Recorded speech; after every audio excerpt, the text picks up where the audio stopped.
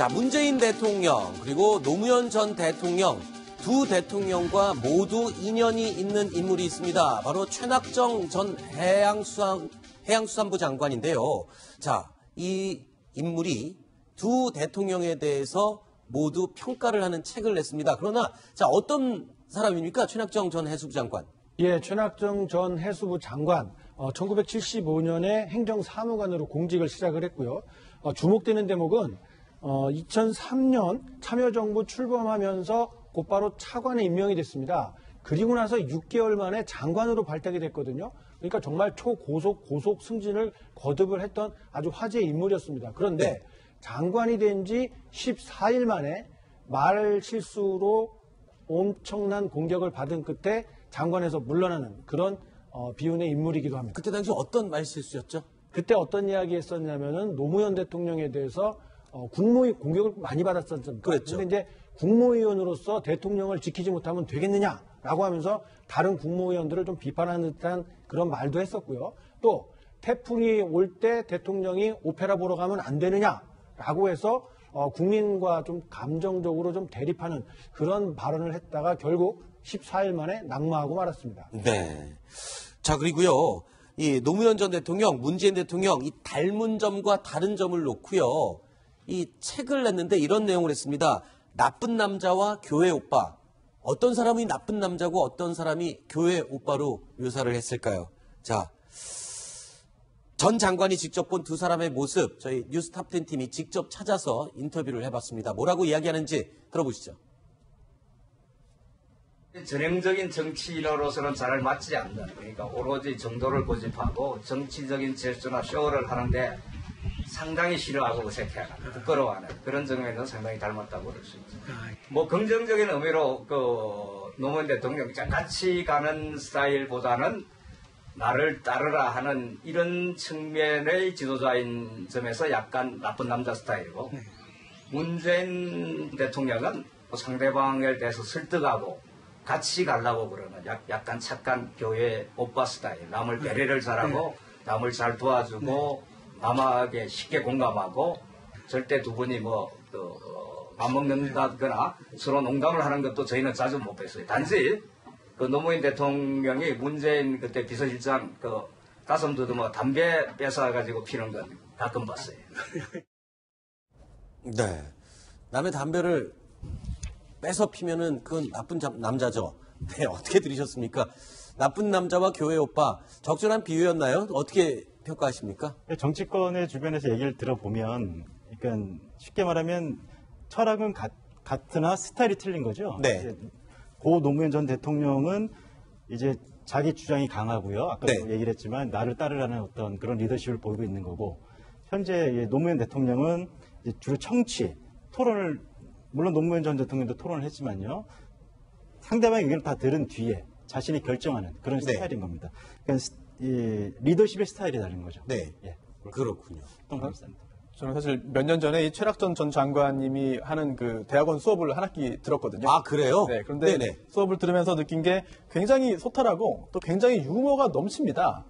그래서 2000년에 장관으로 재직한 게 아니라 지금 시절에 장관으로 재직하면 훨씬 더 시대상에 맞지 않을까라는 생각이 들고요. 네. 그리고 또 이 노무현 전 대통령과 문재인 대통령에 대해서 이제 그 빗대서 이렇게 표현한 것도 좀 흥미를 유발하기 위한 그런 것도 있는 것 같고요. 네. 그리고 또 노무현 전 대통령이 더 좋다 또는 문재인 대통령이 더 좋다 그런 것보다는 내용을 봐야겠습니다만 네. 이 두 전직 현직 대통령에 대해서 모두 그리워하고 또 모두 또 좋아하는 그런 마음을 갖고 계신 그런 분으로 알고 있거든요. 네. 그런 내용이 책에 담겨 있지 않을까 그 생각이 됩니다. 나쁜 남자와 착한 교회 오빠는요, 딱 봐도 둘이 상호 보완이 아주 잘 됩니다. 싸울 일이 없겠죠. 그렇죠? 자, 그리고 조금 전에 이 최 전 장관이요, 문재인 대통령과 이 울릉도 독도 여행을 떠났던 일화도 이야기를 공개했습니다. 어떤 이야기인지 들어보시죠. 작년 이맘때쯤 문 대통령께서 연락을 주셨더라고요. 나 독도 지금 오는데 나 독도 한번 가고 싶은가 독도 좀 데리고 가달라. 예. 그래 좋다 하고 그럼 독도에서 하룻밤 자겠느냐? 잘 수도 있다. 아니 자면 좋다. 등산도 하고 독도에서 1박을 했죠. 그때 문재인 대표가 독도에 간다는 게 사전에 알려지면 일본에서 가만히 있지 않을 거고 그럼 마지막 날까지 오는 날까지 비밀에 붙였죠. 문재인 대통령이 독도에 도착했을 때 일본하고 우리하고 외무부 장관 회담을 했어요. 외무부 장관이 일본 국회에서 상당히 그 추궁을 당했죠. 어떻게 바보같이 그것도 모르고 앉아가지고 항의도 못했느냐. 그 당시에 항의하기 가장 좋은 때인데 그것도 항의하지도 못했는데. 아, 저 얘기 좀 흥미롭네요. 그러니까 일본 외무부 장관이 이 일본 국회에 가서 본인들 의원들한테 자기 나라 의원들한테 질책을 받았다 이런 얘기군요. 네, 일본 외무상이 받은 건 아니고요. 그 네. 당시에 이게 2박 3일 일정으로 갑니다. 7월 24일부터 26일 가는데 25일 그러니까 독도를 방문하는 날 그때 한국과 일본 외교부 장관 회담이 있었습니다. 그런데 그 회담하기 약 1시간 전쯤에 문재인 전 그 민주당 대표 현재 대통령이 그 독도를 가게 됩니다. 네. 근데 그것을 미리 일본 대사관에서 캐치하지 못해서 일본 대사관이 나중에 질책을 받았다 이런 내용을 사실 아하. 하고 있는 건데 사실 아까 전에 말씀하셨듯이 보면 끝까지 오는 날까지 비밀에 붙였다라고 얘기했는데 사실은 24일부터 여러 언론에서 보도를 하고 있었습니다. 네. 근데 일본에서 사실 24일에 잘 관찰을 하지 못하고 있다가 뒤늦게 25일 날도 이거 보니까 장관 회담할 때쯤 됐는데도 우리는 모르고 있었다. 그래서 뒤늦게 알고 나서 질책을 당한 상황입니다. 네. 당시 일본 외무성이 뭐 사과까지 했다는데 누구한테 어떤 사과를 한 겁니까? 손수호 변호사. 네, 좀 전에 그 기자님 말씀하신 대로 이게 그 집권 자민당이 이제 책임을 추궁하는데요. 그러면서 이제 그 외무성 장관뿐 아니라 네. 그 공무원들 전체가 몰랐다. 이게 말이 되느냐라고 해서 그 질책을 했고 이제 집권 자민당의 그 외무성이 직접 이제 사과를 하는 그런 상황까지 이제 그 진행이 됐습니다. 네. 그러게 우리 방송을 좀 잘 보고 모니터링을 했었어야죠. 네. 뉴스탑 10. 다음 7번째 소식이 기다리고 있습니다. 어떤 내용이 준비되어 있는지 확인해 보시죠.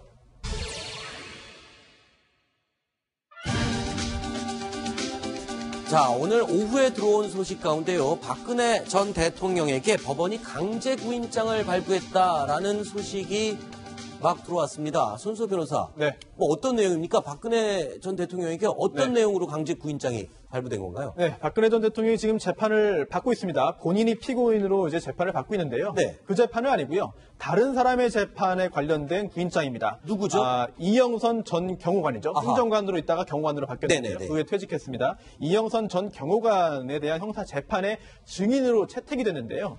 이게 벌써 지난 19일에 첫 번째 채택이 됐습니다. 그런데 이때 이제 자신의 그런 재판 준비에 시간이 부족하다라고 해서 출석을 거부했고요. 그 다음에 꼭 필요하다라고 해서 다시 한번 이제 그 날짜를 잡았습니다. 그게 바로 내일이죠. 31일입니다. 그런데 여기에 대해서도 또다시 출석할 수 없다라고 하면서 서면으로 하게 해달라라는 그런 요청을 재판부에 했고 재판부는 그럴 수는 없다. 직접 소환해서 증인으로 신문을 해야 되는 상황이기 때문에 구인하겠다.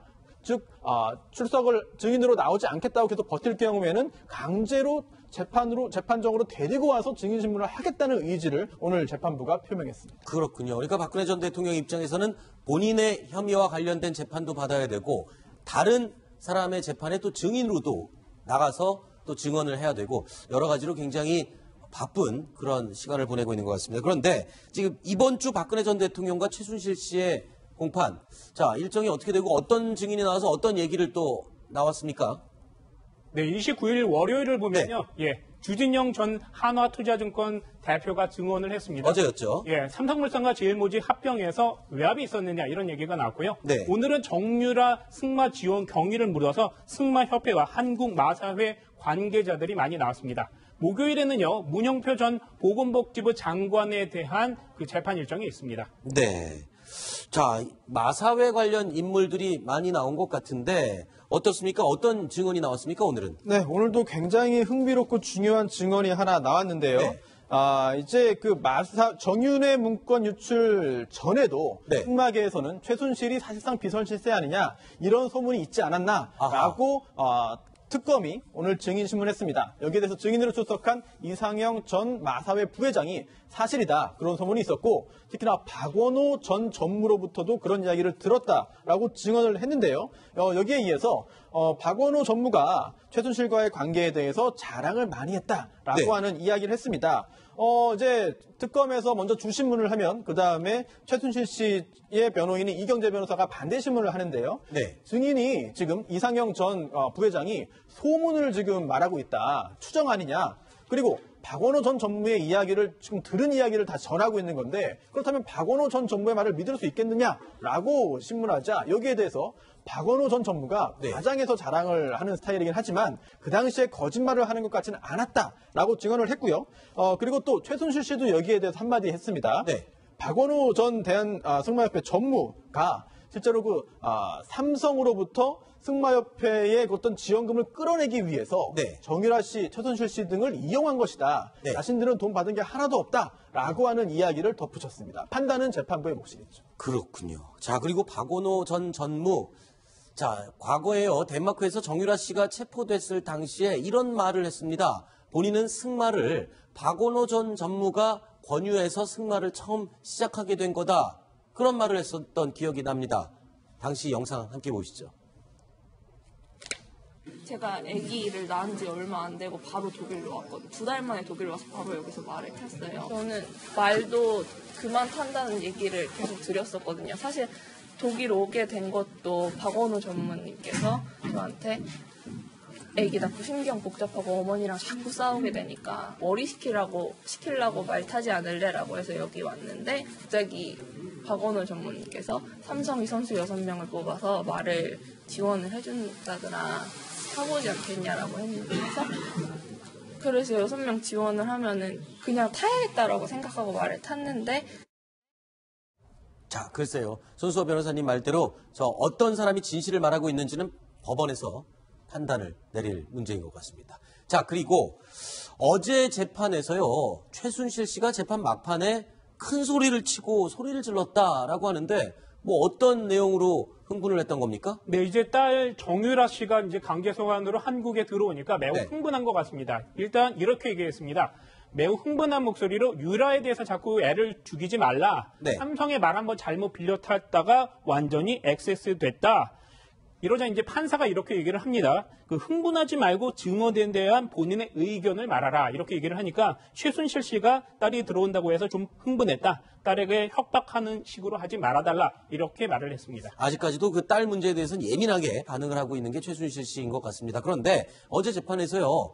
이 박근혜 전 대통령 같은 경우에는 좀 졸기도 했다라는 얘기가 들리던데 연일 일정이 계속 빡빡하게 진행되다 보니까 많이 피곤해서 그랬나 보죠. 보통 이렇게 피고인이 나오면은 졸기도 하나요? 굉장히 이례적인 일이죠. 네. 이게 잠깐 깜빡 존 것인지 보도 내용대로 20분 동안 연속적으로 존 것인지 네. 20분 동안 졸았다는 게 사실 잘 믿어지지 않을 정도입니다. 네. 물론 박근혜 전 대통령의 연령 그리고 또 그동안 받지 않았던 재판을 연이어 받는 게 굉장히 신체적으로 정신적으로 피곤한 일이긴 합니다. 네. 그런데 본인에 대한 어떤 그 여러 가지 굉장히 중요한 그런 갈림길에 서 있는 상황에서 본인이 증인도 아니고 참고인도 아니고 피고인이거든요. 그런 상황에서 20분 동안 졸았다라고 한다면 이거는 굉장히 좀 이례적인 일이고 특히나 이제 일각에서는 너무 여유 부리는 거 아니냐, 네. 너무 낙관하는 거 아니냐라고 네. 생각하는 그런 보도도 있는데요. 사실 낙관이라기보다는 아직까지 객관적인 상황 파악을 완벽하게 하지 못한 거 아니냐라는 생각이 듭니다.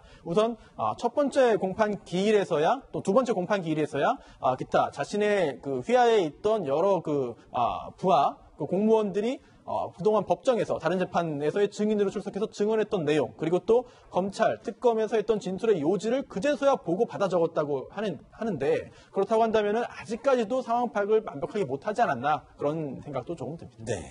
자, 그리고 정유라 씨 드디어 덴마크를 오늘 출발해서 한국으로 송환이 되죠. 일정을 간략하게 요약해 주시죠. 그렇습니다. 덴마크 수용시설에 지금 수용돼 있는 정유라 네. 씨는 오늘 밤 11시 25분에 네덜란드로 출발을 합니다. 네. 네덜란드에서는 한국 국적기에 탑승을 하는데요. 이 비행기에는 법무부 송환팀이 같이 타고 있기 때문에 네. 그 순간부터 사실상 신병을 확보해서 31일 오후에 인천국제공항에 도착할 예정입니다. 네. 저번에 잠깐 언급을 했습니다만 도착하자마자 곧장 압송돼서 검찰 조사를 받게 되는 거죠? 네, 그렇게 되겠죠. 지금 현재 이화여대 학사와 관련된 그런 업무방해 혐의로 체포영장이 발부되어 있습니다. 네. 그리고 발부되어 있는 체포영장을 집행하는 게 바로 체포가 되겠는데요. 하지만 체포한 후부터 48시간 이내에 구속영장을 청구하거나 아니면 석방을 해야 됩니다. 따라서 검찰에서는 시간이 많이 아주 여유 있는 건 아닌 것 같거든요. 더군다나 이게 꼭 우리나라로 와서 그때부터 48시간이냐, 그게 아니라 실제로 체포영장을 집행한 순간부터 48시간이 시작되는 것이기 때문에 생각보다 여유가 없을 수도 있습니다. 네. 따라서 48시간 이내에 구속영장을 청구하고 그러한 영장이 발부된다고 한다면 구속된 상태에서 추가적인 수사가 진행될 것인데 과연 검찰이 어느 정도까지 준비를 해놨는지 앞으로 지켜보시면 될 것 같습니다. 알겠습니다. 자, 손수호 변호사님 그리고 고성호 채널의 정치부 국회팀장 두 사람 이야기는 여기까지 듣도록 하고요. 이어지는 코너에는 김정공 전 NSC 정보관리실장 그리고 김기호 경기대 정치전문대학원 교수 두 분의 이야기로 이어가 보겠습니다. 오늘 말씀 고맙습니다. 뉴스탑10 이제 남은 8위 소식이 기다리고 있습니다. 어떤 내용이 선정됐는지 확인해 보시죠.